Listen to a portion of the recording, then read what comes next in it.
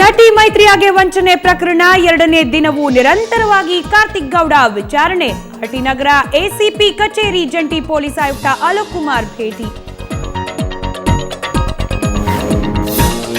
ರಾಮಕಥಾ ಕಲಾವಿದರಿಗೆ black mail ಪ್ರಕರಣ. ಕಾರವಾರಕ್ಕೆ ಆಗಮಿಸಿದ ಸಿಐಡಿ ತಂಡ. 6 ಅಧಿಕಾರಿಗಳ ತಂಡದಿಂದ ಪ್ರೇಮಲತಾ ದಂಪತಿ ವಿಚಾರಣೆ.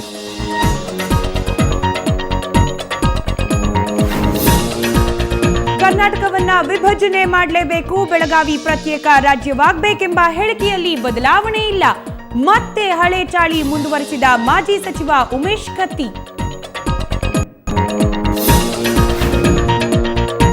ಉಡುಪಿ ರೌಡಿ ಶೀಟರ್ ಪಿಟ್ಟಿ ನಾಗೇಶ್ ಕೊಲೆ ಪ್ರಕರಣ. 24 ಗಂಟೆಯೊಳಗೆ 5 ಆರೋಪಿಗಳ ಬಂಧನ. ಬಂಧಿತರಿಂದ ಮಾರಕಾಸ್ತ್ರಗಳು ವಶ.